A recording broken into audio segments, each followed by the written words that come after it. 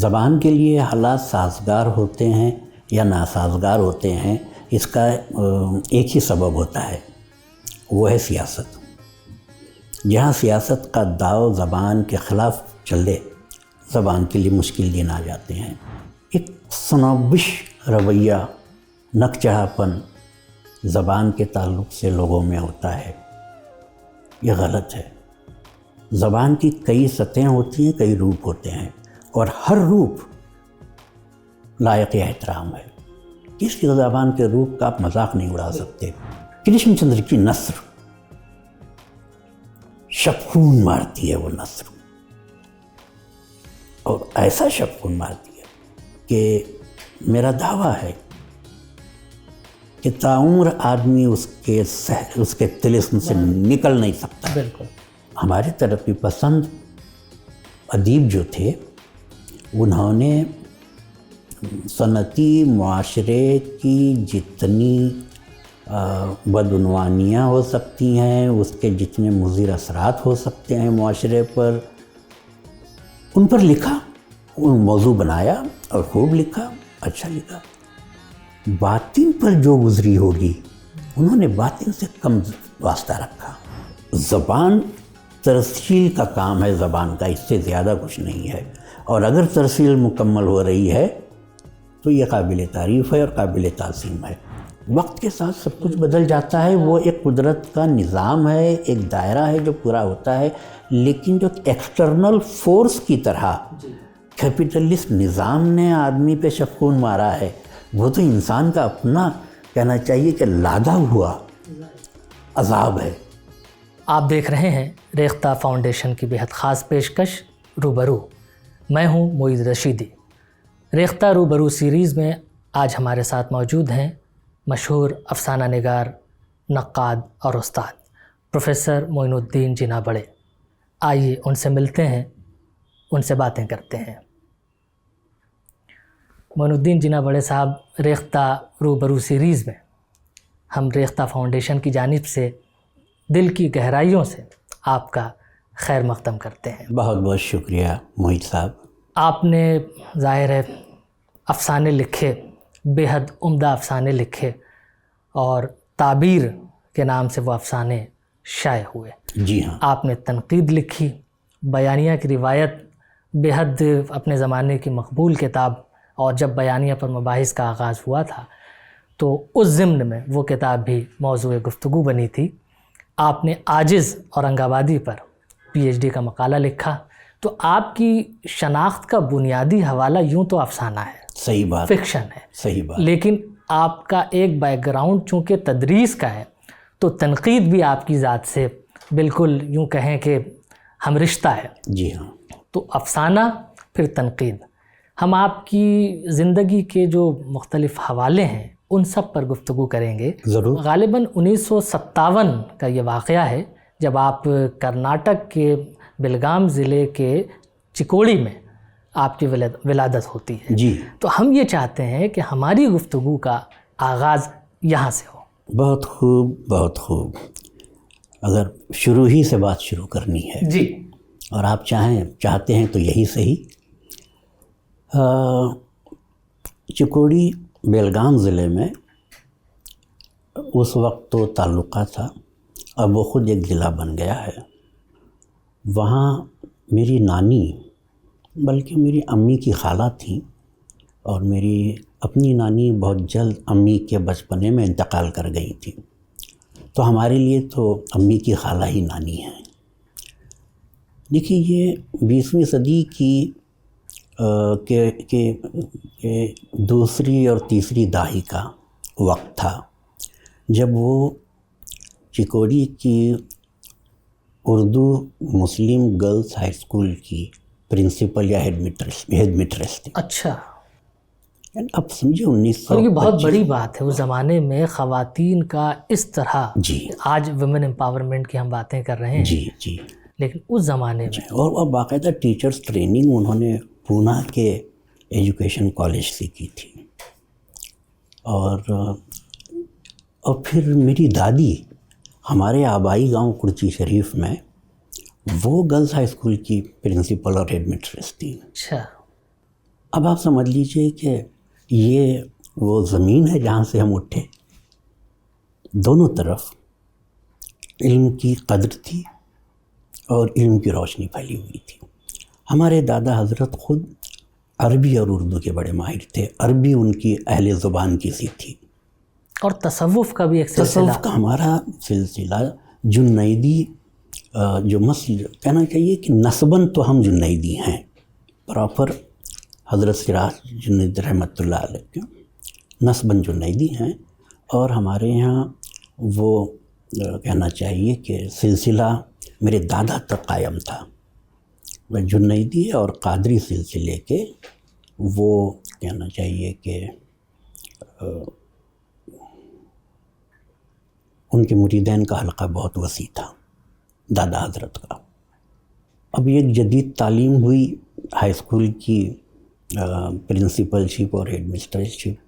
دادا حضرت عربی کے عالم تھے اور ان کی حیثیت ایک مرشد کی سی تھی ان کے مریدوں کے لیے. تو تصوف کا، روحانیت کا بھی اثر ماحول ہمیں بچپن سے ملا. یہ ہماری اٹھان رہی. قبلہ والد صاحب نے اپنی ایم اے کی ڈگری بی اے کی پھر ایم اے کی بمبئی کے اسماعیل یوسف کالج سے لی تھی. یہ وہ اس دنوں اسماعیل یوسف کالج میں جو اساتذہ تھے وہ ایک سے بڑھ کر ایک نام تھا. نجیب اشرف ندوی مرحوم، ظہیر الدین مدنی مرحوم، علی جعفری مرحوم، ابراہیم سایانی صاحب، اور ایک ڈار صاحب بھی تھے. ان کا پہلا نام یاد نہیں آ رہا ہے. یہ وہ اساتذہ تھے جو اردو اور فارسی پڑھایا کرتے تھے. تو ابا نے وہاں سے بی اے آنرس کیا اردو اور فارسی میں، ایم اے آنرس کیا اردو اور فارسی میں، پھر انہوں نے ایل ایل بی بھی کیا. عصمت جاوید صاحب سے اردو دنیا واقف ہے. انہوں نے اردو کی جدید گرامر بھی لکھی. اچھے نقاد تھے، بہت اچھے استاد تھے. عصمت جاوید صاحب قبلہ والد صاحب کے سینئر تھے اور وہ examiner of books and publications جو گورنمنٹ آف مہاراشٹرا کا ایک محکمہ ہے، یہ وہ ہے جسے پہلے اورینٹل ٹرانسلیشنز آفس کہا جاتا تھا انگریزوں کے زمانے میں. بہت بڑی کہنا چاہیے کہ قدر کی جگہ تھی. اور یہ 47 سے پہلے ایک بزرگ تھے ضیاء الدین برنی، جی وہ وہاں اردو سیکشن کے انچارج اور ہیڈ تھے. ضیاء الدین برنی صاحب، یہ ان کا تو خیر نام ہے لیکن وہ تاریخ کے آدمی نہیں تھے. انہوں نے رومانس وتھ اورینٹل ٹرانسلیشنز انگریزی میں کتاب بھی لکھی ہے، اور عظمت رفتہ ایک کتاب ہے ان کی. بمبئی میں اور دلی میں جن مشاہیر سے ان کی ملاقاتیں ہوئیں، ان ملاقاتوں کا حال قلم بند کیا ہے. اور ایک سے ایک علمی ادبی بلند قامت شخصیت سے ان کی ملاقات ہوئی اور ان کا حال انہوں نے اپنے مضامین لکھے. پریم چند کا بھی اس میں ذکر ہے. ایک باب پریم چند پر ہے. پریم چند جب بمبئی میں تھے، موہن بھونانی ایک فلم پروڈیوسر اور ڈائریکٹر ہوا کرتے تھے جو خاموش فلموں کے زمانے سے فلموں سے جڑے ہوئے تھے. ان کا فیلڈ ڈائریکشن تھا، پروڈیوسر بھی بعد میں بنے، اور خاموش فلموں کے زمانے سے کامیاب پروڈیوسر ڈائریکٹر تھے. اور 47 کے بعد بھی وہ ایک کامیاب پروڈیوسر ڈائریکٹر رہے. اب آپ یوں سمجھیے کہ وہ صاحب ہیں جنہوں نے نوشاد صاحب کو پہلا بریک دیا تھا. اچھا جی، نوشاد صاحب بتاتے ہیں میں ان سے ملا تھا، ان سے انٹرویو کیا تھا. دراصل مجھے پریم چند کے تعلق سے باتیں چاہیے تھیں. پریم چند بمبئی میں جب آئے اور انہوں نے فلم کے لیے کام کیا، اس پر کوئی بس ذرا سا مواد ملتا ہے. اگر بمبئی میں تھے تو بمبئی سے اس کے بارے میں کچھ معلومات حاصل کی جائیں، جسے کہتے ہیں کہ فرسٹ ہینڈ انفارمیشن. تو مجھے یہ معلوم ہوا کہ بھئی بھونانی صاحب تو بھونانی صاحب رہے نہیں. وہ بعد میں 47 کے بعد جب وہ کسی وجہ سے فلم سے الگ ہوئے تو فلمز ڈویژن جو گورنمنٹ آف انڈیا کا ہے وہ اس کے ڈائریکٹر ہو گئے تھے. تو میں عرض یہ کر رہا تھا کہ بھونانی صاحب نے نوشاد صاحب کو پہلا بریک دیا تھا اور انہوں نے ہی پریم چند کو بمبئی بلایا تھا. ان کے بلانے پہ بمبئی آئے تھے، ان کی اپنی جو فلم کمپنی تھی. اور ایک کہانی کہا تو یہ جاتا رہا کہ پریم چند کو کہانی دی گئی اور انہوں نے اس کے مکالمے لکھے. دراصل بمبئی میں موہن بھونانی کے لیے پریم چند نے کہانی خود لکھی تھی. اچھا. اور اس کہانی کا متن مجھے تلاش شروع ہوئی کہ وہ کہانی کا متن تو میں دیکھوں. اس کہانی کا متن مجھے ملا اور وہ مجھ سے ملا جیراج صاحب کے یہاں. وہ بھی خاموش فلموں کے زمانے کے فلم ایکٹر تھے، بلکہ بعد میں وہ ڈائریکٹر بھی بنے تھے. پرتیما ایک فلم تھی جس کے وہ ڈائریکٹر تھے اور دلیپ کمار اس فلم کے ہیرو تھے. جیراج صاحب کو آج کی نسل اگر جانے تو فلم شعلے میں وہ پولیس ٹریننگ کالج کے جو ڈائریکٹر ہیں، شعلے میں وہ شور اب یاد آئے گا لوگوں کو، وہ جیراج صاحب ہیں. یا پھر جس دیش میں گنگا بہتی ہے میں جو ڈاکوؤں کا سردار بنا ہے وہ جیراج صاحب ہیں. ہوا یہ تھا کہ میں جیراج صاحب تک پہنچا کیسے. ہم ہائی اسکول میں کسی جماعت میں تھے اور ریڈیو پر ایک پروگرام آتا تھا، شاید اب تک آ رہا ہے. فوجی بھائیوں کے لیے ہر اتوار کو یا کسی دن سنیچر کی شام ایک فلمی شخصیت آ کر ان سے باتیں کرتی تھی ریڈیو پر اور اپنی پسند کے نغمے سناتی تھی. ہم نے جیراج صاحب کو اس پروگرام میں سنا تھا ہائی اسکول کے دنوں میں. کبھی انہوں نے کئی دلچسپ باتیں بتائیں. ایسے ایک دلچسپ بات یہ تھی کہ نظام حیدرآباد کو فلم حاتم طائی دکھائی گئی جس کے ہیرو جیراج صاحب تھے، اور اس میں ایک حمد اور مناجات ہے محمد رفیع کی آواز میں. پروردگار عالم تیرا ہی ہے سہارا، تیرے سوا جہاں میں کون ہے ہمارا. یہ اس میں فلموں میں تو گیت ہی کہا جائے گا. جی. دلچسپ بات یہ ہے کہ نظام حیدرآباد کو یہ فلم دکھائی جا رہی تھی اور جہاں یہ حمدائی نام مناجات، تو اس گانا جہاں ختم ہوا انہوں نے کہا کہ اس کو دوبارہ چلاؤ، اور 15-20 مرتبہ، اب ٹھیک تو لفظ گنتی مجھے یاد نہیں، 20 مرتبہ انہوں نے وہ گیت ریل چلا اور دیکھتے رہے. جیراج صاحب نے یہ بات کہی تھی اور دلچسپ بات تھی. اس میں انہوں نے ایک بات یہ کہی کہ صاحب میں ایک فلم میں کام کر رہا تھا اور منشی پریم چند اس فلم کے رائٹر تھے اور میری ان سے ملاقاتیں ہوتی تھیں اور مجھے ان سے بات کرنا ملنا بہت اچھا لگتا تھا. یہاں سے وہ کلیو ملا آپ کو؟ تو مجھے معلوم ہوا کہ اسی دنوں اس سے میں جانا میں نے کہ پریم چند، اچھا 7ویں 8ویں میں ہم کو یہ تو پتہ نہیں تھا کہ پریم چند بمبئی آئے تھے. اب پتہ چلا کہ پریم چند بمبئی، ہم پریم چند کو پڑھ چکے تھے، بہت کچھ پڑھ چکے تھے. ان کا ادب، ناول بھی، ان کے افسانے بھی گھر میں تھے. ہمارے قبلہ والی صاحب مرحوم کا اچھا خاصا کتب خانہ تھا. یعنی میں کیا عرض کروں آپ سے، اردو، فارسی، انگریزی اور مراٹھی، ان 4 زبانوں کی کتابیں تھیں ان کے پاس اور مختلف موضوعات کی. صرف ادب نہیں. جی. تو ہم نے اس میں پریم چند کی تقریباً پورا پریم چند پڑھ لیا تھا. ان کی کتابوں میں فلسفہ بھی تھا، نفسیات بھی تھی، کچھ اور بایوگرافیز وغیرہ تھیں.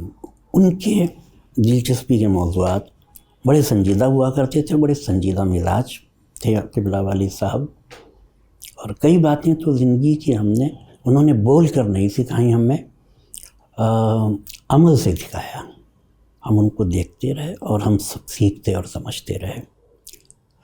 تو ہم چونکہ پریم چند کو پڑھ چکے تھے اور جے راج صاحب یہ کہہ رہے ہیں کہ وہ ان سے ملے تھے، ان کی فلم انہوں نے لکھی تھی، یہ بات یاد رہ گئی. 8ویں 7ویں 8ویں میں ہم پڑھتے تھے. جب ہم یونیورسٹی میں آئے اور یہ سب کچھ سلسلہ چلتا رہا تو مجھے یاد آ گیا کہ بھائی جے راج صاحب سے ملنا چاہیے اور پوچھنا چاہیے پریم چند کے تعلق سے ان کی کیا یادیں ہیں. میں جے راج صاحب سے ملا، لمبی ملاقات رہی اور پھر کئی مرتبہ ان سے ملا. بہت عزیز رکھتے تھے مجھے. انہیں اس بات کی خوشی ہوئی، کہنے لگے دیکھیے صاحب میری عمر آج 70-75 ہو گئی. خاموش فلموں کے اب اردو کے آدمی تھے. کریم نگر جہاں کے غالباً مخدوم بھی کریم نگر کے تھے، آندھرا پردیش میں، وہاں کے تھے اور اردو سے پڑھے ہوئے تھے. مادری زبان کیسی ہوا کرتی تھی اس وقت حیدرآباد کے لوگوں کی. تو انہوں نے کہا کہ صاحب کتنے انٹرویو میں نے زندگی میں دیے ہوں گے، مجھے بھی حساب یاد نہیں. BBC کے کتنے آئے اور وائس آف امریکہ کے. ابھی کل ایک آ کے چلا گیا BBC والا، اس کو یہی تلاش تھی کہ خاموش فلموں کے زمانے کے آدمی جو بچے ہیں ان سے رکھوں گا. اور انہوں نے کہا کہ دیکھیے آج میں ایک ہوں اور دوسری للیتا پوار ہیں.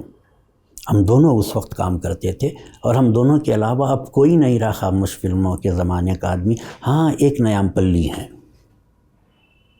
ایک نیام پلی ہے.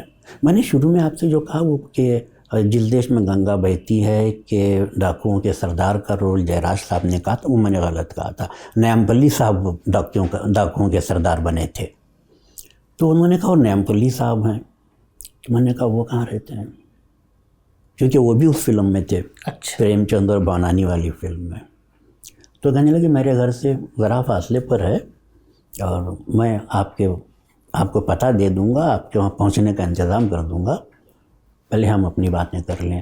ان کو خوشی اس بات کی تھی کہ زندگی میں پہلی بار کوئی ان سے اس بات پر انٹرویو کر رہا ہے کہ پریم چند کو جب وہ ملے تھے تو ان کے کیا یادیں ہیں. آپ پہلے آدمی ہیں اور میرے لیے یہ میری زندگی کا یادگار انٹرویو رہے گا.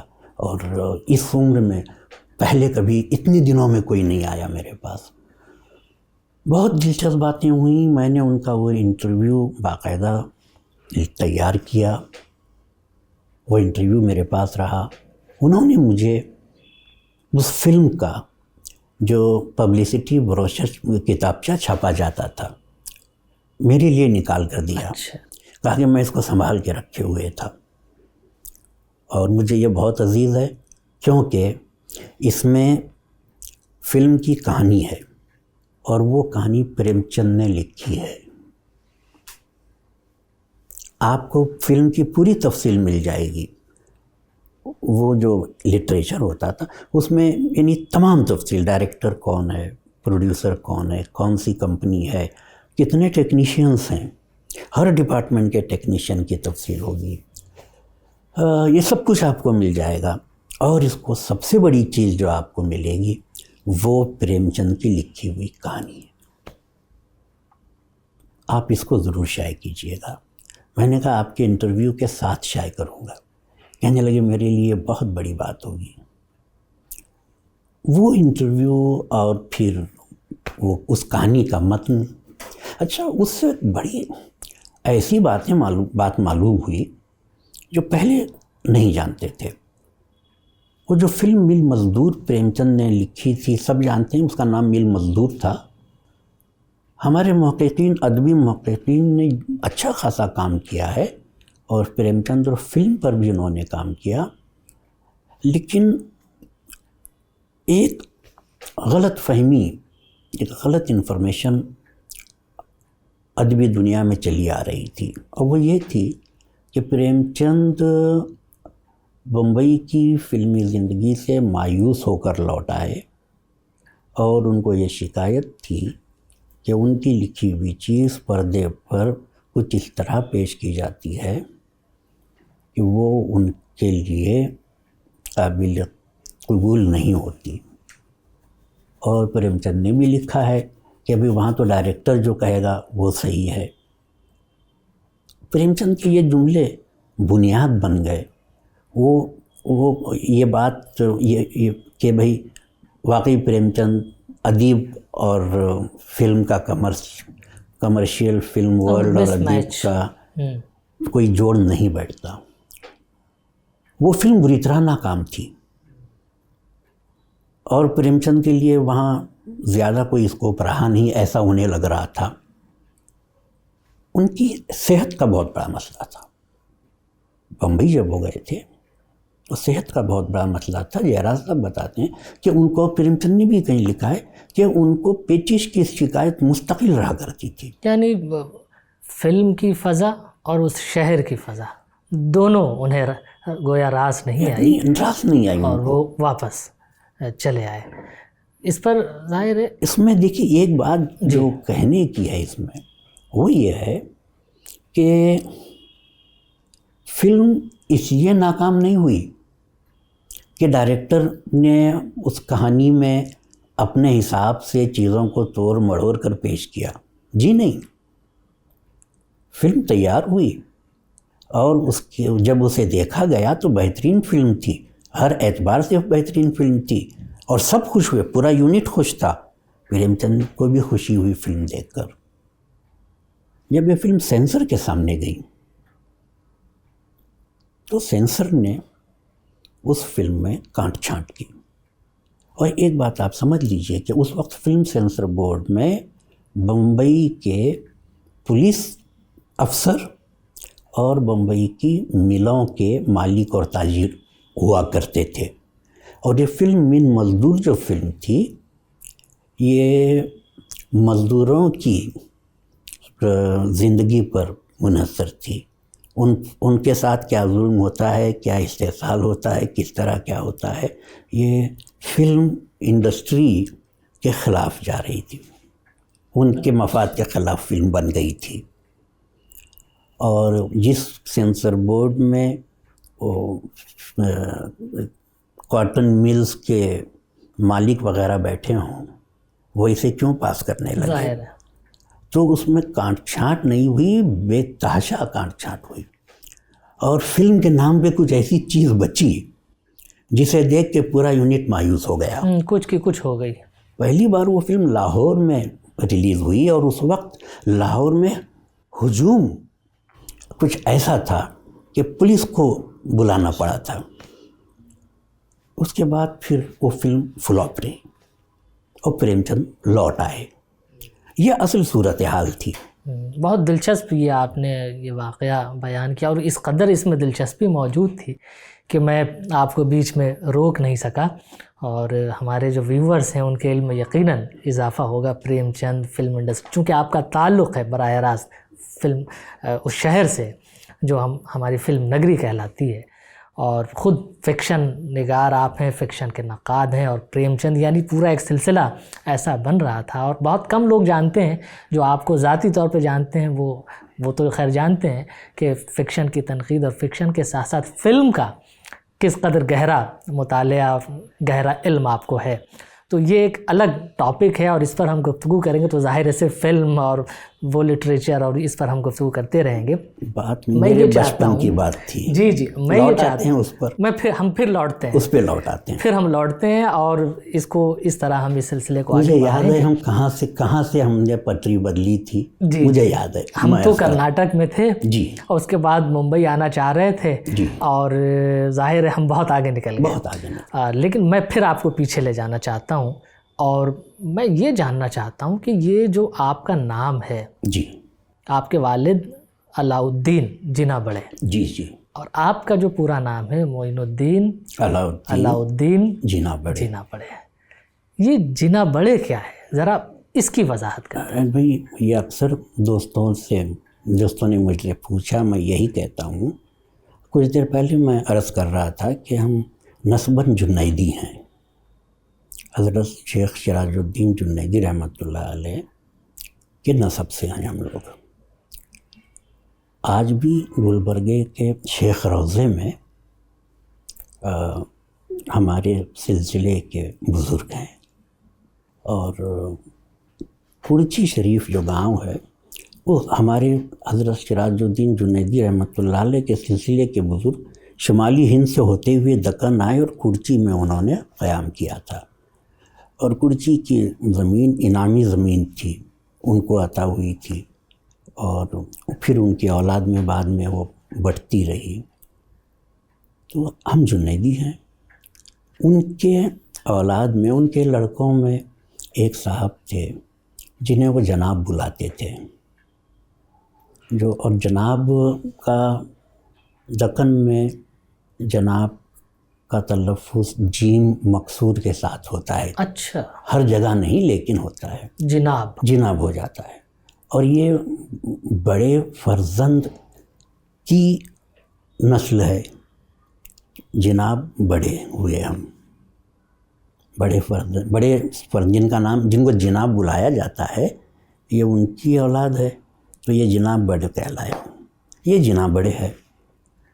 احباب نے یہ بھی قبلہ والد صاحب سے کہا کہ بھائی آپ جنیدی ہیں، علاؤالدین جنیدی بہت اچھا نام ہے، اور بعد میں مجھ سے بھی لوگوں، میں نے کہا بھائی دیکھیے ہماری اس سلسلے کی ایک خاص شاخ کی نشاندہی ہو رہی ہے، جنیدی تو بہرحال ہیں ہم، وہ شاخ کی نشاندہی ہوتی ہے کہ صاحب ان کے اس فرزند کی یہ اولاد ہے، کیونکہ وہ جو گاؤں ہے نا کرچی شریف بیلگام ضلع میں مہاراشٹر کی سرحد سے دوسرا گاؤں ہے، وہ جنیدی خانوالے کا گاؤں ہے۔ اچھا، اور انہی بزرگوں کی جو اولاد ہے تو الگ الگ ناموں سے وہی رہتے ہیں، دوسرے لوگ بعد میں آ گئے ہیں۔ تو جیسے یہ کرچی شریف ہوا، ایک جمکھنڈی ہے، وہاں بھی جنیدیوں کی بستی ہے۔ دکن میں 2 گاؤں اور ہیں جو صرف جنیدیوں کی بستی ہے۔ تو ہم سے یہ کہا گیا تو ہم نے اس کا یہ جواب دیا کہ بھائی جناب بڑے ہمیں اس لیے عزیز ہے کہ وہ ایک خاص شاخ کی نشاندہی کرتا ہے۔ تو یہ ہوئی بات ہمارے نام کی۔ اور آپ یہ پوچھ رہے تھے کہ بیلگام ضلع کے اس دیہات سے بمبئی کا کیا معاملہ رہا، تو میں نے عرض کیا تھا کہ قبلہ والی صاحب بمبئی آ گئے تھے، اور وہاں ان کے اساتذہ کے نام میں نے آپ کو بتائے، اور یہ وہ اساتذہ ہیں جو بہت قداور عالم تھے۔ ظاہر ہے ان کا ایک مقام ہے بہت بھائی اردو کے ادبی یعنی تاریخ میں، بہت ثقہ قسم کے موضوعات۔ جی مرحوم نجیب اشرف ندوی صاحب نے ایک متن ایڈٹ کیا، رقعات عالمگیر کے، بڑا تاریخی متن ہے، بہت بڑا کام ہے، علمی کام ہے۔ ظہیر الدین مدنی صاحب کی کتاب ولی گجراتی، جی ولی پر پہلا مبسوط کام ہے، وہ ولی گجراتی ان کا ہے۔ ابراہیم سایانی صاحب نے ولی کے دیوان کا انتخاب مرتب کیا تھا، اور ڈار صاحب بھی بہت بڑے عالم تھے۔ علی جعفری صاحب نے خوب محمد چشتی پر تھیسس لکھا تھا اپنا، جو گجرات کے تھے اور گجری ادب کے بالکل ابتدائی زمانے کے صوفی بزرگ اور ادیب تھے گجری زبان کے۔ علی جعفری صاحب مرحوم نے ان پر کام کیا تھا۔ ان کا مقالہ میں نے اپنی تحقیق کے دوران یونیورسٹی لائبریری سے نکال کر دیکھا ہے، بلند پایا تحقیقی کام ہے۔ کچھ چند ایسے تحقیقی مقالوں میں سے ہے جو بیش قیمتی ہیں لیکن شائع نہیں ہوئے۔ خدا کرے کوئی سبیل نکل آئے تو میں اسے شائع کرنے کی کوشش کروں گا۔ تو والد صاحب نے ان سے عربی، اردو اور فارسی پڑھی، وہ گیزیٹڈ افسر بن گئے گورنمنٹ آف مہاراشٹرا میں، اس کے ساتھ میٹروپولیٹن میجسٹریٹ رہے۔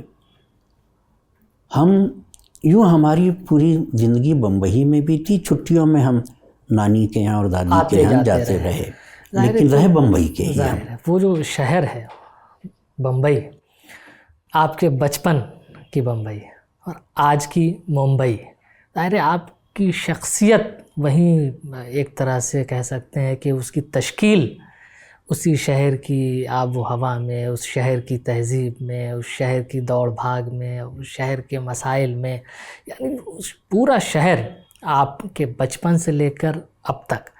بیچ میں ممبئی سے آپ دلی شفٹ ہو گئے، اب جواہر لال نہرو یونیورسٹی میں پروفیسر ہو کر آ گئے، لیکن اس سے پہلے ممبئی یونیورسٹی میں آپ وہاں اسٹوڈنٹ بھی رہے، پھر وہاں استاد بھی ہوئے، اور ایکیڈمک آپ کا ایک وہاں بیک گراؤنڈ موجود ہے. لیکن یہ جو شخصیت کی تشکیل ہے، ظاہر ہے وہ خلا میں نہیں ہوتی ہے. تو اس شہر کا آپ کی شخصیت، آپ کا کے جو علمی محرکات ہیں، جو ادبی محرکات ہیں، تو میں یہ چاہتا ہوں کہ اس شہر کا کیا دخل رہا ہے آپ کی شخصیت کے بننے اور پروان چڑھنے میں، ذرا اس پر ہم گفتگو کر لیں. میں یہ سمجھتا ہوں معید کہ بمبئی ہندوستان کا پہلا میٹروپولیٹن سٹی ہے صحیح معنوں میں. ہندوستان بھر سے لوگ وہاں آئے ہوئے ہیں، اور ہمارے ساتھ بھی اچھی بات یہ رہی کہ ہم گورنمنٹ کالونی میں رہتے تھے، تو مہاراشٹر کے بھی ہمارے پڑوسی تھے، ہمارے پڑوسی ساؤتھ انڈیا کے بھی تھے اور نارتھ انڈیا کے بھی تھے. تو ایک ملا جلا ایک معاشرہ تھا. شخصیت کی تشکیل میں آپ جانتے ہیں کہ کچھ چیزیں خمیری حیثیت رکھتی ہیں. ایک تو ہمارا گاؤں اور ہمارا نسب، اور وہ جو علم اور تصوف کی فضا گھر میں تھی، یعنی میری نانی اور میرے دادی کا اس زمانے میں پرنسپل اور ہیڈ آف دا ڈپارٹ وہ ہونا، تو یہ، اور پھر قبلہ والی صاحب کا جو ایک پرسونا تھا، یہ تمام چیزیں تو خمیر میں شامل رہی. علم دوستی، خانوادے کا تو بہت بڑا اثر. خانوادے، علم دوستی، سنجیدہ مزاجی، اور یہ تو رہا ہمارے ساتھ. آدمی کی شخصیت کی وہ خراد ہے، یہ وہ خراد ہے جس پہ آدمی کی شخصیت ڈھلتی ہے. ہمارے تعلیم کے وقت ہمیں ابا نے اردو میڈیم اسکول کا انتخاب کیا. ان کے دوستوں نے کہا کہ صاحب بچے ذہین ہیں، آپ ان کو انگلش میڈیم میں کیوں نہیں ڈالتے، اور زمانہ جو ہے وہ انگلش میڈیم کا ہے. علی صاحب نے کہا کہ بھائی میں جانتا ہوں میں کیا کر رہا ہوں. بامبے میونسپل کارپوریشن کا اردو پرائمری اسکول تلک نگر چیمبور، وہاں ہم نے پہلی سے چوتھی تک تعلیم حاصل کی. یہی میں آپ کو روک کر ایک سوال، چونکہ اس سلسلے کا ہے اور مجھے مناسب لگتا ہے کہ میں آپ سے پوچھوں کہ اس وقت میں اگر ہندوستان بھر کا جائزہ لیتا ہوں اور اردو زبان کی صورتحال پر غور کرتا ہوں کہ وہ کون سے خطے ہیں جہاں اردو کو فروغ ملا اور اردو کے فروغ کے لیے بہت مناسب فضا میں میسر ہے، تو اس میں مجھے کئی ریاستیں نظر آتی ہیں، لیکن سر فہرست اگر میں کہہ سکتا ہوں بلا مبالغہ تو وہ مجھے مہاراشٹر نظر آتا ہے، کرناٹک نظر آتا ہے، بنگال نظر آتا ہے، آندھرا پردیش نظر آتا ہے، یو پی بھی ہے، لیکن یو پی برائے نام، لیکن وہاں صورتحال مختلف ہے. یو پی میں جانکنی کا عالم تھا. جی یو پی اور بہار کی صورتحال مختلف ہے، دلی کی صورتحال مختلف ہے. یہ جو مراکز سو کالڈ جو مراکز آج اگر انہیں کہا جائے، ماضی میں تو ان کی ایک تاریخ رہی ہے، لیکن آج صورتحال مختلف ہے. لیکن مہاراشٹر میں اور جن ریاستوں کا میں نے ذکر کیا، وہاں اردو کے لیے آج بھی بہت فضا جسے کہنا چاہیے سازگار ہے. میں آپ سے یہ جاننا چاہتا ہوں کہ کیا اسباب ہیں اس کے، مہاراشٹر میں یہ جو فضا اس قدر ہموار اور سازگار ہے، تو کیا اسباب ہیں؟ زبان کے لیے حالات سازگار ہوتے ہیں یا ناسازگار ہوتے ہیں، اس کا ایک ہی سبب ہوتا ہے، وہ ہے سیاست. جہاں سیاست کا داؤ زبان کے خلاف چلے، زبان کے لیے مشکل دن آ جاتے ہیں. مہاراشٹر میں سب سے اچھی بات یہ تھی کہ اردو کا علاقائی زبان سے کوئی جھگڑا نہیں تھا. مراٹھی وہاں ریاستی زبان ہے، اردو کا اس سے کوئی جھگڑا نہیں تھا، جس کی وجہ سے مہاراشٹر کی حکومت نے جب اردو کے تعلق سے کسی قسم کا تعصب نہیں پایا جاتا تھا، کسی قسم کا تعصب سرکاری سطح پر نہیں پایا جاتا تھا. گاؤں میں اردو اسکول پھیلے ہوئے تھے، شہروں میں تھے، بڑے بڑے کالج تھے، صرف اس لیے کہ مراٹھی سے اردو کا کوئی مقابلہ نہیں تھا. یہی وجہ ہے. اور پھر ادارے تھے، انجمن اسلام، انجمن خیر الاسلام، پونا میں اپنا ادارہ، شولاپور میں اپنا ادارہ، جن کے نام میں اس وقت نہیں لے پاتا. آج جسے آپ اعظم کیمپس کہتے ہیں پونا کا. پھر گورنمنٹ کی بھی پالیسی اس کے خلاف نہیں ہے، وہ کہ بچے کو اس کی مادری زبان میں اسے تعلیم کا حق حاصل ہے اور اسے فراہم کرنے کی ذمہ داری حکومت کی ہے. تو وہاں کی حکومت نے یہ کام کیا ہے. حکومت نے یہ کام کیا اور یہ ادارے بھی تھے. ان اداروں کا بھی بہت اہم رول ہے. حکومت کی سرپرستی حاصل تھی اور اداروں کی ضرورت ہوتی ہے. جیسے وداؤٹ NGOs حکومت کے جتنے پروجیکٹ ہیں وہ مکمل نہیں ہو پاتے. جی، انہیں سماج سے ایک سپورٹ چاہیے، ایک ریسپانس چاہیے. تو جن اداروں کا میں نے نام لیا یہ ادارے تھے اور حکومت کی سرپرستی حاصل رہی. اچھے دن رہے. اور اردو میڈیم کے اسٹوڈنٹس نے بڑے کارنامے وہاں انجام دیے اور باقاعدہ موومنٹ بھی میں نے دیکھا ایک تحریک کی صورت میں طلباء کو تیار کرنا. اور تو اس زبان کے لیے بہت بڑی بات ہے، ایک وقار میں اضافہ بھی ہوتا ہے کہ میڈیم کوئی بھی ہو، ہم محنت کریں، ہم ایمانداری کے ساتھ پڑھیں، محنت کریں تو کامیابی قدم چومتی ہے. بہت صحیح کہا ہے. ہم وہاں تھے کہ پہلی جماعت سے چوتھی جماعت تک آپ نے کارپوریشن کے اسکول میں تعلیم حاصل کی. صاحب کارپوریشن کی اسکول کے اساتذہ اتنے لائق و فائق اور انہیں ایسا اپنے منصب کی ذمہ داری کا احساس میں بیان نہیں کر سکتا. جس طرح انہوں نے ہمیں پڑھایا ہے پہلی سے چوتھی. میونسپل کارپوریشن کا اسکول ہے، فیس ویس کچھ نہیں ہوتی، غریب بچے جاتے ہیں. لیکن اس سے اساتذہ کا تو یہ تھا کہ صاحب یہ ہماری ڈیوٹی ہے، یہ ہمارے اسٹوڈنٹ ہیں، ہم ٹیچر ہیں. بہت سیکنڈری ایجوکیشن اردو میڈیم، وہ بھی انجمن اسلام جو VT میں ہے، بمبئی میں ہے، بمبئی شہر میں ہے انجمن اسلام. اس کی اسکول کی ایک شاخ کرلا میں ہے، انجمن اسلام ہائی اسکول کرلا. تو 5ویں سے 11ویں تک ہم نے اسی انجمن اسلام کی کرلا ہائی اسکول سے اردو میڈیم سے ہماری 11ویں ہم نے پاس کی. اردو میڈیم سے ہم نے تمام مضامین پڑھے، چاہے وہ ہسٹری ہو، چاہے شہریت ہو، چاہے سائنس ہو، میتھمیٹکس اور الجبرا بھی ہم نے اردو میں پڑھا ہے. ایک کمپوزٹ اردو ایکیڈمک سسٹم ہمارا تھا. بالکل یہی مغربی بنگال میں بھی یہی صورتحال ہے. اور میں نے بھی اردو میڈیم سے، اور سائنس بھی میں نے اردو میں پڑھی، میتھمیٹکس بھی اردو میں پڑھی، سب کچھ میں نے اردو میں پڑھا. اور حکومت کا پورا تعاون اس میں موجود ہے. اور اکیڈمیز نصاب کی کتابیں وقت سے پہلے تیار کر کے بازار میں انہیں فراہم کرنا، یہ ساری چیزیں بہت اپ ٹو ڈیٹ اور بہت اسٹینڈرڈ کتابیں وہ موجود ہیں. جو آپ میرے بارے میں جاننا چاہ رہے تھے کہ اس اسکول کا بہت بڑا رول ہے. جن اساتذہ نے مجھے پہلی سے چوتھی تک پڑھایا ہے وہیں زمین تیار ہوتی ہے.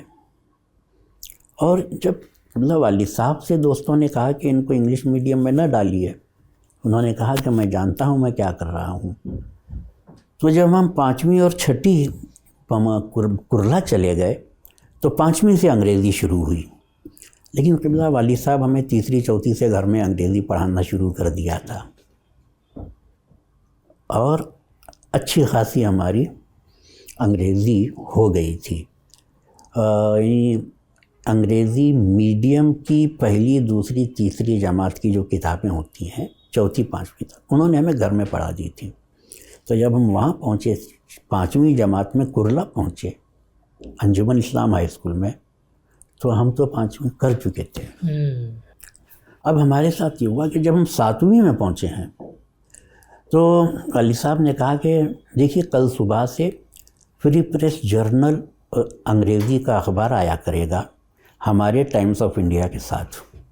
ابا ٹائمز آف انڈیا پڑھا کرتے تھے اور انہوں نے کہا کہ یہ فری پریس جرنل آپ دونوں کے لیے منگا رہا ہوں میں.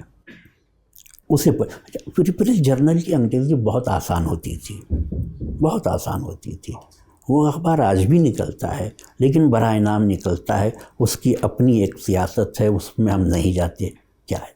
لیکن تو انہوں نے کہا کہ یہ آسان انگریزی لکھتا ہے، اب آپ اسے پڑھنا شروع کیجئے. اور گھر میں لغت رکھے ہوئے ہیں، لغت کی مدد سے پڑھیے، پھر بھی کچھ نہ سمجھے تب میرے پاس آئیے. تو اب پھر 2 برس جب یہ ہو گئے تو کہا کہ اب ٹائمز آف انڈیا پڑھنا شروع کیجئے. اور جس دن آپ ٹائمز آف انڈیا کا ایڈیٹوریل، پہلا 3 ایڈیٹوریل ہوتے تھے، پہلا ایڈیٹوریل جس دن پڑھ کے سمجھ لیں تب میں کہوں گا کہ آپ کو اب انگریزی آنے لگی ہے. اس طرح انہوں نے آپ کی تربیت فرمائی. انہوں نے ظاہر ہے یہ وہ والدین جو نے کہا کہ بھئی اردو تو ہے سب کچھ ہماری، جی جی اسی میں ہماری جڑیں ہیں، تو ان سے میں ان کو نہیں الگ رکھ سکتا. اور یہ جو انگریزی وغیرہ کی باتیں آپ کر رہے ہیں تو اس کا ہمارے پاس ہم نے خود انتظام کر دیا. یعنی اپنی جڑیں بھی محفوظ رہیں جی، اور ہم زمانے کے ساتھ بھی چلیں. تو یہ والدین کی تربیت، یہ ظاہر ہے بہت بڑی بات ہوتی ہے. آپ جس اسکول کا ابھی ذکر کر رہے تھے، آپ کی زندگی کا ایک ٹرننگ پوائنٹ بھی وہیں سے غالباً آتا ہے. اور 11ویں تک آپ نے وہ جو آپ کی تعلیم کا سلسلہ ہے، ایک گفتگو میں آپ نے یہ فرمایا تھا کہ میٹریکولیشن پہلے 11ویں میں ہوتی تھی، 11ویں میں ہوتی تھی، جس طرح آج 10ویں میں ہوتی ہے، تو اس وقت 11ویں میں ہوتی تھی. تو یہ ایک فرق ہے اس زمانے کے ایجوکیشن سسٹم میں اور آج کے کریکولم میں. تو وہاں ایک واقعہ جو بڑا امپورٹنٹ جہاں تک مجھے یاد آتا ہے، آپ اسے کریکٹ کریں گے اور کنفرم کریں گے، کہ ایک کہانیوں کی مقابلہ نویسی کا انعقاد اسکول ڈیز میں آپ کے وہاں ہوا تھا، اور پہلی کہانی زندگی کی آپ نے وہیں لکھی تھی.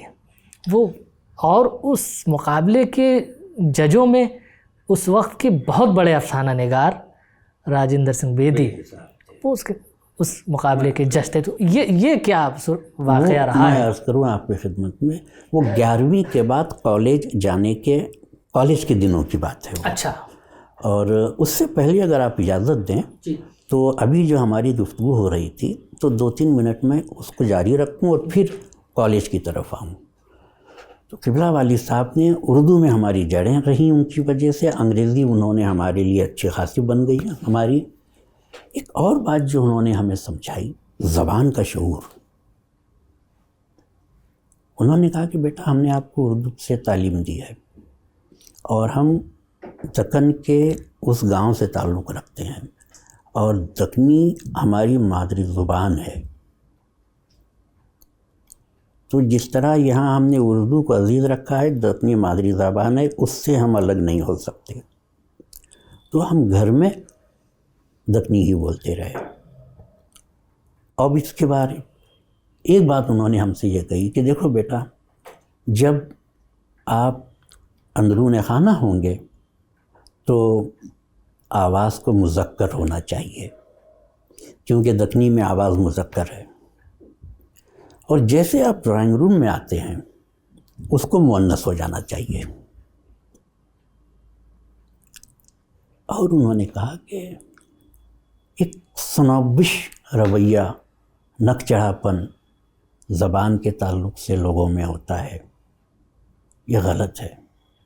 زبان کی کئی سطحیں ہوتی ہیں، کئی روپ ہوتے ہیں، اور ہر روپ لائق احترام ہے.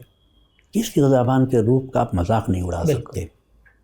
کہا کہ آپ باہر جب دوستوں کے ساتھ کھیلتے ہیں تو اس میں نے آپ سے کہا کہ کرناٹک اور آندھرا پردیش کے بھی بچے ہیں، بہار اور یو پی کے بھی بچے ہیں، اور مہاراشٹر کے بھی بچے ہیں، سب کھیل رہے ہیں. تو وہاں ایک اردو بولی جاتی ہے. اس اردو کو، وہ بہت غلط اردو ہے لیکن وہ زبان ہے، اسے برا نہ سمجھنا، اسے برا نہ سمجھنا۔ آپ جب وہاں ہوں گے تو آپ وہی زبان بولیں گے، اس زبان کو لے کے آپ ڈرائنگ روم میں نہیں آئیں گے، ڈرائنگ روم کی زبان کو لے کے آپ اندرون خانہ نہیں جائیں گے، بازار کی زبان الگ ہوگی، کھیل کے میدان کی زبان الگ ہوگی، اندرون خانہ زبان الگ ہوگی، ڈرائنگ روم میں زبان الگ ہوگی۔ اور جیسے جیسے آپ سماج کے الگ الگ طبقوں میں آگے بڑھیں گے، ہر جگہ زبان کا اپنا ایک رنگ، ایک روپ ہوگا، اس کو سمجھنے کی ضرورت ہے۔ تو زبان ترسیل کا کام ہے، زبان کا، اس سے زیادہ کچھ نہیں ہے، اور اگر ترسیل مکمل ہو رہی ہے تو یہ قابل تعریف ہے اور قابل تعظیم ہے۔ یہ شعور انہوں نے ہمیں دیا، اسے لے کر ہم آگے بڑھے۔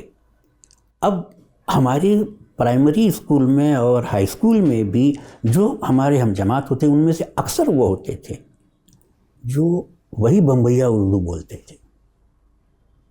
تو ان کو یہ باتیں، دوستوں کو کبھی میں کہتا تھا کہ یار یہ کلاس کے باہر کی زبان ہے، کلاس میں جو کچھ ہمارے جناب کیسا بول رہے ہیں، سر جیسا بول رہے ہیں، ہم کو ویسا بولنا چاہیے، دوستوں سے کہتا رہا، اور بات سمجھ میں بھی آتی تھی، ایک اچھی فضا تھی۔ اساتذہ اس میں ہمارے، انہوں نے کہنا چاہیے کہ جو ہمیں تعلیم اور جو باتیں وہاں سمجھائی گئیں گھر میں، اساتذہ کا پورا اپروچ وہی تھا۔ واہ! میں عرض کروں کہ بہت خوش نصیب رہے ہم بہت خوش نصیب رہے، ہماری نسل بہت خوش نصیب رہی۔ اب آپ کی بات کی طرف آتا ہوں۔ آپ نے وہ بیدی صاحب کا قصہ، مقابلہ نویسی، تو بھائی دیکھیے وہ کالج کے دنوں کی بات ہے۔ ہائی اسکول ہی کے دنوں میں ایک وال میگزین ہوا کرتا تھا، آج بھی ہوتا ہوگا۔ میگزین دیوار پہ لگتا ہے، تو ہمارے ایک دوست تھے احسان عرفانی، ان کا انتقال بہت جلدی ہوا۔ بہت قابل، بہت لائق، زبان پر اچھا عبور تھا، بہت خوش خط تھے، اور صحافت میں ان کی دلچسپی تھی۔ تو وہ جو ہمارا وال پیپر ہوا کرتا تھا، اس کے ایڈیٹر بنے پہلے، اور میرے پاس آئے، کہنے لگے بھائی دیکھو ایسا ایسا ہے اور تمہیں میرے لیے کچھ لکھنا ہوگا۔ میں نے کہا بھائی شعر تو میں کہتا نہیں، لیکن میرے لیے تم کہانی لکھو۔ میں کہانیاں لکھ لیتا تھا اور لکھ کے پھاڑ دیتا تھا۔ انہوں نے کہا میرے لیے کہانی لکھو، تو میں نے عرفان کے لیے کہانی لکھی، احسن عرفانی، اس نے وہاں لگا بھی دی۔ ٹھیک ہے، ساتھیوں نے پڑھا، اچھا لگا، سب کچھ ہوا، بات آئی گئی ہوگی، وہ وہیں تک کے لیے تھا۔ لیکن کہنا تو چاہیے کہ ایک پہلا ایکسپوجر ملا، پہلے ریڈرز ملے اور تعریفیں ہوئیں، اساتذہ نے پیٹھ تھپ تھپائی، اندر سے آواز آئی ہم یہاں لکھ تو لوگ ہیں، اور گھر میں بیدی صاحب رکھے ہوئے ہیں، کرشن چندر رکھے ہوئے ہیں، اور پریم چند رکھے ہوئے ہیں، روسی ادیب رکھے ہوئے ہیں، کچھ کے تراجم ہیں، کچھ کے انگریزی میں ہیں۔ تو وہ ہم پڑھا کرتے تھے، کرشن چندر کو ہم نے پڑھا، بیدی صاحب کو ہم نے پڑھا، تو اور پتہ چلا اب یہ بھی ہمارے ساتھ ہوا۔ کچھ اندر سے آواز آئی کہ ہم یہاں لکھ سکتے ہو، لیکن صاحب لکھیں کیسے؟ پریم چند کی نثر، کرشن چندر کی نثر شبخون مارتی ہے، وہ نثر، اور ایسا شبخون مارتی ہے کہ میرا دعویٰ ہے کہ تعمر آدمی اس کے طلسم سے نکل نہیں سکتا۔ بالکل۔ یہ اور بات ہے کہ آپ کا شعور پختہ ہو، اور تو آپ کا زبان کا تصور، فن کا تصور، اور فن میں زبان کے استعمال کے جو گوشے ہیں وہ بالکل دوسری چیزیں ہو جائیں گی، لیکن وہ برقرار رہے گا۔ تو ہم تو بھائی کرشن چندر کے دیوانے تھے۔ اب انہوں نے کہا کہ آپ ہاں، کالج میں جب گئے تو ایک کل ہند افسانہ نویسی کا مقابلہ ہوا۔ ہمارے کالج کے نصاب میں بیدی صاحب کی کہانی بھولا موجود تھی، ہماری پڑھی ہوئی تھی، اور بھولا پڑھنے کے بعد ہم نے لائبریری سے بیدی صاحب کی اور چیزیں نکال کے پڑھی تھی۔ اب جب کہانی لکھنے کی بات آئی، مقابلے میں کی خبر ملی، میرے دوستوں نے آ کے کہا کہ بھائی اس کے لیے تو تجھی کو لکھنا ہوگا، افسانہ لکھ کے بھیجو تم اس کے لیے۔ بہرکیف ہوا یہ تھا کہ اس کی آخری تاریخ 2 دن بچے تھے، اور اس میں تھا کہ خوش خط لکھ کر بھیجیے۔ میں بدخط تو نہیں ہوں، لیکن خود کو خوش خط بھی نہیں کہہ سکتا۔ تو انوار ایک ہمارے دوست تھے، جاوید ایک ہمارے دوست تھے، اللہ فضلتے رہیں، اور ایک فیروز ہمارے دوست جو بعد میں لائبریرین بنے انجمن اسلام کامرس کالج میں۔ فیروز پڑھتے تو تھے کیسی کالج میں، اور ہم مہاراشٹر کالج میں تھے، لیکن کیسی کالج کے فیروز اور میرے یہاں کے جو جاوید میری کالج کے تھے، وہ دونوں دوست تھے، تو پھر فیروز ہمارے گروپ کا حصہ بن گئے۔ یہ تھے مجھ سے، انوار سے میں نے کہا کہ بھائی کہانی تو میں لکھ لوں گا آج رات بیٹھ کے، صبح تو اس کو خوش خط لکھے گا؟ ہاں میں لکھوں گا۔ اور جاوید سے کہا کہ تو جا کے جمع کرا دے گا، میں نے کہانی لکھنے کا کام کروں گا آپ لوگوں کے کہنے پہ، تو اب تم کو بھی یہ 2 کام کرنے پڑیں گے۔ میں نے رات بھر بیٹھ کے کہانی لکھی اور صبح لا کے اس کو دے دی۔ اس نے اس کو خوش خط لکھا اور جاوید نے جا کے وہ جمع کرا دیا، شہری میں جگہ تھی۔ اور جب نتیجہ آیا تو اس میں ہماری کہانی کی تعریف بیدی صاحب نے کی تھی۔ بیدی صاحب نے اس میں لکھا اچھوتا موضوع ہے، آخر میں انصاف نہیں ہوا۔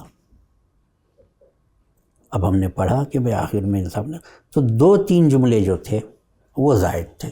کہانی ختم ہو چکی ہے اور آپ نے 3 جملے لکھ دیے۔ بات سمجھ میں آئی۔ اس کے 10-12 برس بعد ایک جلسہ تھا، شاید احمد فراز آئے ہوئے تھے منترالیہ کے آڈیٹوریم میں، اور اس میں سردار جعفری صاحب تھے اور آج بیدی صاحب تھے۔ بیدی صاحب آڈینس میں سامنے بیٹھے تھے۔ تو جیسے تیسے ہمت کی میں نے اور جا کے ان کو آداب کیا۔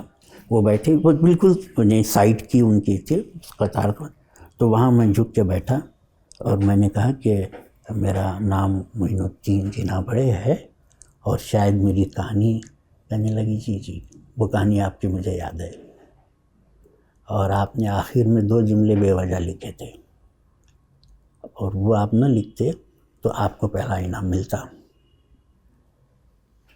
میرے لیے یہ حیرت کہ ہمارا اتنا بڑا ادیب، ایک نو آموز نئے آنے والے کے تعلق کہانی ان کو یاد رہ گئی۔ بہت بڑی بات ہے۔ میں نے کہا کہ یار یہ بات، اپنے بارے میں کچھ اور اعتماد بڑھا، اور میں سمجھتا ہوں کہ اس سے بڑی تنقید، اس سے بڑی داد نہیں ہو سکتی۔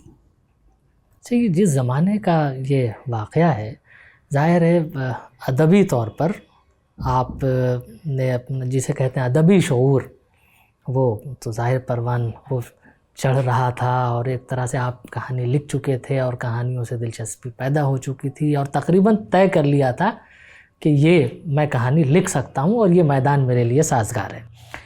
اس وقت اس شہر کی جو ادبی فضا ہے جو نظر آتی ہے، اختر الایمان موجود ہیں، خواجہ احمد عباس موجود ہیں، علی سردار جعفری موجود ہیں، اور کیفی اعظمی موجود ہیں، یہ پورا یہ باقر مہدی موجود ہیں، ایک کہکشاں نظر آتی ہے، عزیز قیسی موجود ہیں، ادیبوں کی، ترقی پسند ادیبوں کی جو آخری دور کے، اور ایک کہکشاں نظر آتی ہے۔ اتنے ہمارے جو پلرز ہیں اور ہمارے قداور بڑے ادبا ہیں، ان کی ایک وابستگی فلم کی بھی ہے، ایک مصروفیت فلم کی ہے، دوسرا ان کا حوالہ ادب ہے، تیسرا حوالہ تحریک ہے۔ یہ کئی خانوں میں ان کی شخصیت بٹی ہوئی تھی۔ اس شہر کے جلسے، اس شہر کے جلوس، اس شہر کے ہنگامے، فلم، یہ تمام چیزیں موجود ہیں، اور آپ اپنی آنکھوں سے یہ سب دیکھ رہے تھے۔ میں یہ جاننا چاہتا ہوں کہ یہ جو تبدیلی آ رہی تھی، ایک نیا لکھنے والا، ایک نیا تخلیق کار، ایک نیا فنکار اپنے سینئرز کو دیکھ رہا تھا، اس شہر کی آب و ہوا کو، شہر کی ادبی فضا کو دیکھ رہا تھا، تو اس کے اندر اعتماد کیسے پیدا ہوتا ہے، کیسے اس کے اندر تبدیلی پیدا ہوتی ہے، وہ فضا اس کے لیے کیا محرک کا کام کرتی ہے، یہ جاننا چاہتا بہت اچھا سوال کیا آپ نے. اور آپ نے جن بزرگوں کا نام لیا، بیدی صاحب، اختر الایمان صاحب، مجروح صاحب، سردار جعفری صاحب، اور یہ تو ترقی پسند تھے. جی اور اختر الایمان صاحب پر تو وہ الزام ہم جی جی جی اس تہمت سے بچے ہوئے ہیں. وہ جدیدیوں کا جو ہراول دستہ تھا، اس میں باقر مہدی اور عزیز قیسی پیش تھے، بمبئی کے تھے اور وہاں موجود تھے. لیکن یہ جتنے نام آپ نے لیے ہیں یہ تو تھے ہمارے لیے، جن تک ہماری رسائی تھی اور جو ہمارا حوصلہ بڑھاتے تھے، راست جن تک رسائی تھی، وہ آپ سمجھے سلام الرزاق، انور خان، انور قمر، مشتاق مومن، مقدر حمید، علی امام نقوی، یہ جو نسل ہے فکشن رائٹرز کی، ہم ان تک پہنچتے تھے. ان کے ساتھ دوستی وستی کی بات ہی نہیں تھی، یہ ہمارے سینئر تھے. ایک کہنا چاہیے کہ نیاز مندی. اور وہ جو بزرگوں کا نام آپ لے رہے ہیں، ان سے اس طرح تو ہماری ملاقاتیں نہیں تھیں. کسی بہانے مل لیے، اس بیدی صاحب سے وہ ہو گیا. اختر الایمان صاحب سے قدرے میری ملاقاتیں رہیں. 2-1 مرتبہ ان کو ہم یونیورسٹی کے کسی پروگرام کے لیے لینے چلے گئے. اس کے بعد اس سے قطع نظر بھی ان سے کچھ ملاقاتیں رہیں. مجروح صاحب سے مجھے بہت کہنا چاہیے کہ قربت کیا تھی، وہ مجھے عزیز رکھتے تھے. میں یہ جاننا چاہتا ہوں، ان بزرگوں کی موجودگی اس شہر کی ادبی فضا کو سرگرم تو خیر کرتی ہے، لیکن مستحکم بھی بہت کرتی ہے. جی ہاں، آپ صحیح کہہ رہے ہیں.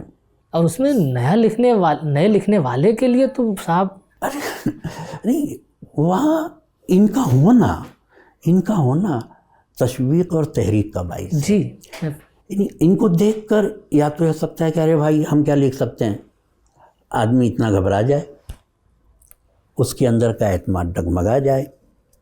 لیکن میرے ساتھ یہ معاملہ ہونے کی کوئی گنجائش نہیں تھی، کیونکہ صاحب پہلی کہانی ہم نے لکھی اور بیدی صاحب کو یاد رہ گئی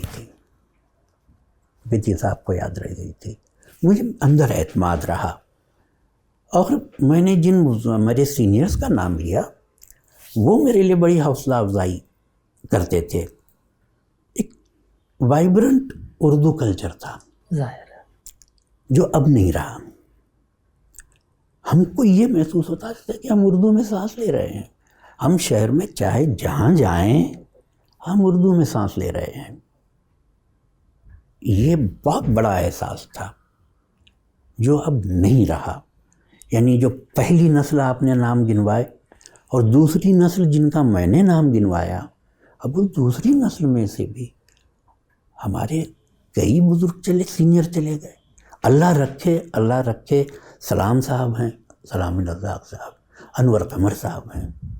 تو ہم تو دعا کرتے ہیں اللہ سے یہی کہ صحت کے ساتھ اللہ ان کو لمبی عمر دے. اب یہ ایک مسئلہ مجھے نظر آتا ہے کہ وہ توازن جو ان بزرگوں نے اپنے یہاں قائم رکھا تھا، کہ فلم سے وابستگی، ادبی حوالہ، ان دونوں میں ایک توازن تھا. وہ دونوں آپس میں متصادم نہیں تھے. جی، دونوں حوالے. آج ہم دیکھتے ہیں کہ جو لوگ فلموں کے لیے لکھتے ہیں وہ فلم کے ہو جاتے ہیں، ادبی شناخت ان کی نہیں بن پاتی. اور جن کا ادبی حوالہ ہے ان کا فلموں سے کوئی تعلق نہیں ہوتا. تو یہ ایک بڑا فرق مجھے نظر آتا ہے. دیکھیے، اس کی ایک وجہ جو میں سمجھتا ہوں وہ یہ ہے کہ یہ جتنے نام ہم نے لیے بزرگوں کے، ان کی ادبی حیثیت مسلم تھی. جی، پہلے وہ ادیب تھے، ادبی حیثیت مسلم تھی. پھر وہ فلموں کے رائٹر بنے یا نغمہ نگار بنے. اور انہیں اس کا پورا احساس تھا کہ یہ دو الگ دنیایں ہیں، اور یہ ادب میں وہ مستحکم اپنا مقام رکھتے تھے۔ فلموں میں بھی ان میں سے کئی جو کامیاب رہے، کچھ کامیاب نہیں بھی رہے، تو وہاں یہ ڈیمارکیشن بہت صاف تھا۔ ایک بہت اچھی مثال مجھ کو یاد آئی، عزیز قیسی صاحب کی مثال ہے۔ بہت پڑھے لکھے آدمی تھے، عالم آدمی تھے، عربی پر عبور تھا، فارسی پر عبور تھا، اردو تو تھی ہی تھی، حیدرآباد سے تھے، سب جانتے ہیں، اردو ادب کا معروف نام ہے، بڑا نام ہے۔ بمبئی آئے وہ، فلموں میں ہی انہیں کام کرنا تھا، تو انقلاب کے شاید ایڈیٹوریل ڈپارٹمنٹ میں پہلے رہے۔ پھر انہوں نے ایک بار کہا تھا، میں ہوں شاعر لیکن میں نے فلمی نغمہ نگاری نہیں کی۔ شروع میں تو ایک فلموں میں میں چونکہ شاعر تھا، مجھ سے نغمے لکھنے کے لیے کہا گیا، ایک آدھ میں نے کیا۔ پھر مجھے احساس ہوا، میں نے کہا بھئی وہاں اگر میں شاعری کرنے لگ جاؤں تو میری شاعری کا کیا بنے گا؟ تو شعوری طور پر انہوں نے یہ فیصلہ کیا کہ میں فلموں میں گیت نہیں لکھوں گا، وہ اسکرپٹ رائٹر بنے، وہ مکالمہ نگار بنے، اور وہ کامیاب اسکرپٹ رائٹر اور کامیاب مکالمہ نگار تھے، اور ان کی لکھی فلموں نے golden jubilee, silver jubilee, golden jubilee کی ہے۔ انہوں نے فیروز خان کے لیے فلم لکھی، انہوں نے سنجے خان کے لیے فلم لکھی، اور محمود کے لیے کنوارا باپ ان کی لکھی ہوئی فلم ہے۔ ان کے مزاج میں پٹھان آدمی تھے، ماں سیدانی تھی اور والد پٹھان، ددیال پٹھانوں کا تھا، اور پٹھانی مزاج ان کا تھا۔ ان کے کسی ڈائلاگ پر یا کسی سین پر کوئی کچھ تنقید کر دے، اور وہ غیر ضروری تنقید ہو یا ایسی ہو جو ان کے لیے قابل قبول نہیں ہے، تو پھر وہ سخت سست پہ آ جائے، سختی سے بات کرتے تھے، جس کی وجہ سے انہیں بڑی بڑی 2-4 فلموں سے الگ ہونا پڑا۔ ظاہر ہے۔ منوج کمار کی فلم اپکار پوری انہوں نے لکھی، اچھا، اخیر کا کچھ حصہ بچا تھا، ہو گئی کچھ مزاج، خلاف مزاج کوئی بات ہو گئی، لے بھائی تیرا کام۔ آج ان کا نام ہوتا اس فلم پر۔ ظاہر ہے۔ اختر علی ایمان نے بھی مکالمے لکھے، شاعری نہیں کی فلموں میں۔ جی ہاں، مکالمے لکھے، نغمہ نگاری نہیں کی، یہ اور یہ شعوری فیصلہ تھا۔ اتنا شعوری فیصلہ کرتے تھے وہ۔ اب یہ نہیں کہ صاحب اگر میں شاعری نہیں کروں گا تو کام نہیں ملے گا، میری روٹی کیسی چلے گی۔ اعتماد تھا، اور وہ فضا ایسی تھی کہ آدمی ہمت سے کام لے سکتا تھا۔ ظاہر ہے۔ ان بزرگوں کے بعد ندا صاحب نے جس طرح توازن قائم رکھا، جی، بہترین مثال ہے ندا صاحب کی، انہوں نے توازن قائم رکھا۔ اور ابراہیم اشک آئے، وہ بھی اچھے رہے، بلکہ ہم جن بزرگوں کا ذکر کر رہے تھے اور ان کے بارے میں باتیں کر رہے تھے، انہی میں مجروح صاحب جی، آپ کے ساتھ بڑا شفقت کا معاملہ تھا، عزیز رکھتے تھے، اور آپ کو بھی ان سے ایک دلی ارادت جسے کہنا چاہیے وہ تھی۔ اور جب آپ کی کتاب تعبیر افسانوں کا جو مجموعہ ہے وہ شائع ہوا، اور اس کے اجرا کی تقریب ممبئی یونیورسٹی کیمپس میں ہوئی، مجروح صاحب تشریف لائے مہمان خصوصی کی حیثیت سے، اور غالباً مغنی تبسم نے صدارت فرمائی، تو یہ ظاہر ہے اس شخص کے لیے ایک نہ صرف یہ کہ فخر کا مقام ہوتا ہے، خوشی کا مقام تھا میرے لیے کہ اعزاز ہے، باعث سعادت ہے۔ جی، وہ بزرگ وہ آ جائے، جی، تو وہ کیا معاملات رہے ہیں مجروح صاحب سے؟ ذرا۔ مجروح صاحب مجھے بہت عزیز رکھتے تھے، اور میں اکثر جاتا تھا اور وقت ان کے ساتھ بتاتا تھا۔ کبھی ان کی شاعری پر بات ہوتی تھی، کبھی فلمی دنیا پر بات ہوتی تھی، کبھی اپنی باتیں بتاتے تھے۔ ان کے ساتھ وقت بتانے میں ایک بیان نہیں کر سکتا جو میری کیفیت ہوتی تھی. اور بے لوث رشتہ تھا وہ. نہ مجھ سے ان کو کوئی کسی نفع اور اس کی امید تھی، نہ مجھے ان سے کوئی ظاہر نفع وہ کرنا تھا. ایسا کچھ نہیں تھا. ایک دل کا رشتہ تھا اور بہت اچھا لگتا تھا، بہت اچھا لگتا تھا. اچھا، مجروح سلطان پوری والی یہ جو نسل ہے ترقی پسند ادیبوں کی، زیادہ تر میں یہ دیکھا گیا ہے کہ وہ اپنے بعد کی نسل سے ایک رشتہ براہ راست قائم کرتے تھے، جو بعد میں یہ کنیکشن، یہ جو رشتہ، ایک گیپ، پھر جنریشن کا گیپ، نہیں بھائی، ایک گیپ نظر آتا ہے. مجھے آپ یہ کہنے دیجئے کہ ہاں مجروح صاحب ہو اور ہم ان کی نسل کے تمام بزرگ نئی نسل کے ساتھ بڑا مشفقانہ رشتہ رکھتے تھے، اس میں کوئی شک نہیں ہے. لیکن صاحب یہ نہ کہیے کہ بات ان کی نسل کے ساتھ ختم ہوئی. ان کے بعد کے جو ہمارے ادیب تھے، جو ہمارے امیڈیٹ سینئر تھے، میں نے نام آپ کو لیے ابھی گنوا دوں میں: انور خان مرحوم، مقدر حمید مرحوم، مشتاق مومن مرحوم، اور علی امام نقوی مرحوم، اور اللہ رکھ کے سلام صاحب اور انور قمر صاحب. ان کا بھی ہماری طرف رویہ بالکل وہی تھا، رشتہ تھا شفقت اور سرپرستانہ، جو ان کے ساتھ ان بزرگوں نے رکھا.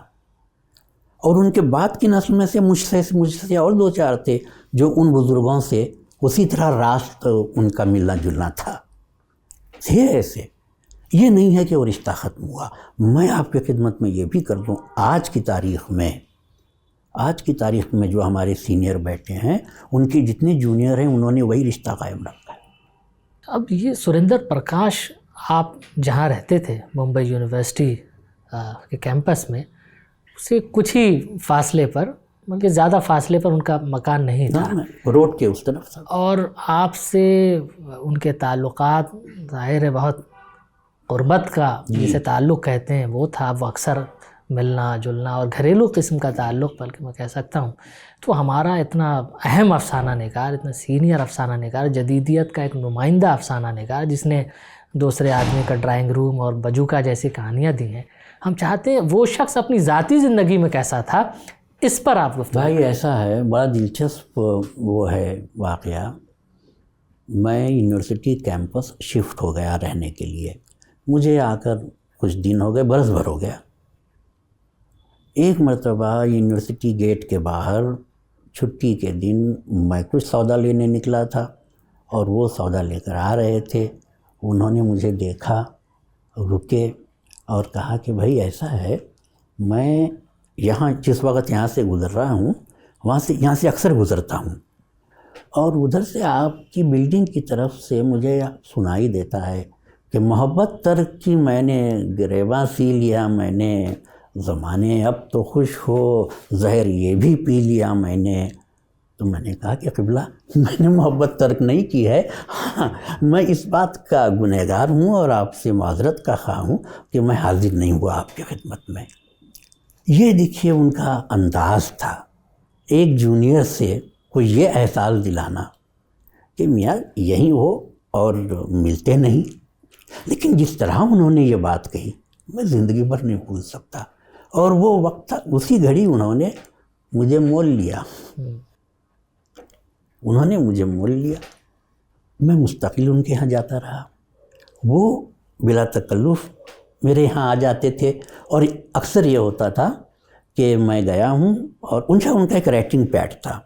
وہ ویسا پیڈ تھا جو ہم شاید اب آپ لوگوں کے دنوں میں کیا تھا، ہم جب امتحان دینے جاتے تھے تو ایک پیڈ لے جاتے تھے، اس پر لگا کے لکھا کرتے تھے. تو شاید آپ سمجھ رہے ہیں. جی میں سمجھ گیا، بہت اچھی طرح سمجھ گیا. سریندر جی جب لکھتے تھے تو ویسا ہی پیڈ ان کا ہوا کرتا تھا، اس پہ کاغذ لگے رہتے تھے.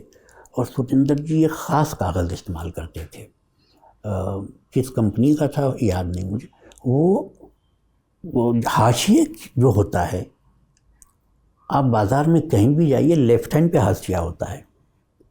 سریندر جی کاغذ لیتے تھے جس پہ رائٹ ہینڈ پہ حاشیہ ہوتا تھا. اچھا.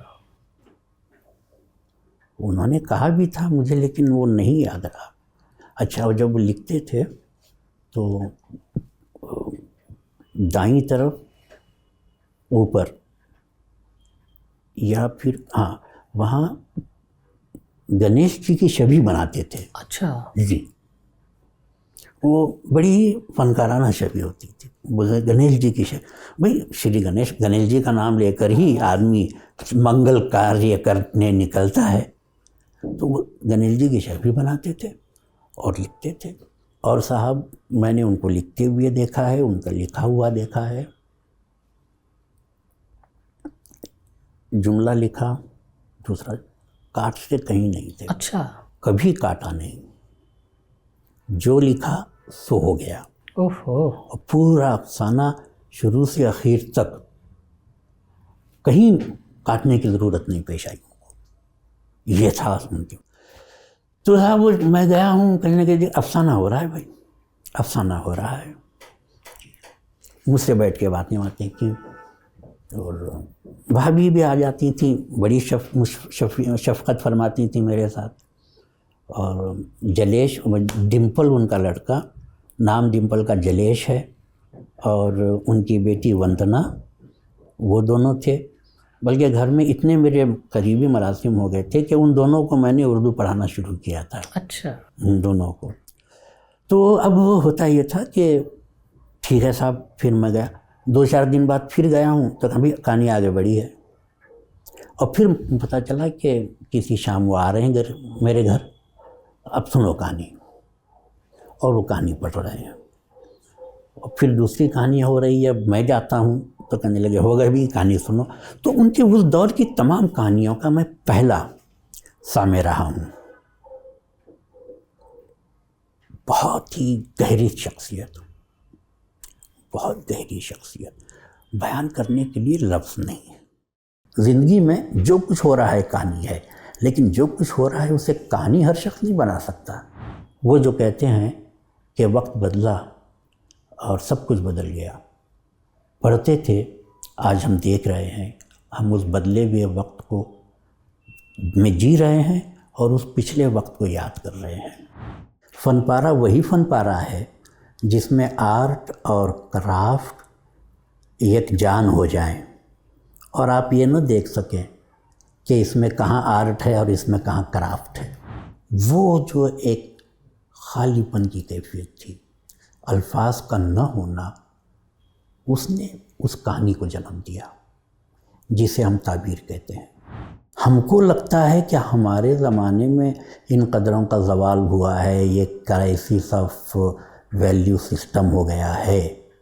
یہ صرف ہمارے دور کے ساتھ نہیں, ہم جب جھیل رہے ہیں تو ہم کہتے ہیں, لیکن ہر دور میں یہ رہا ہے.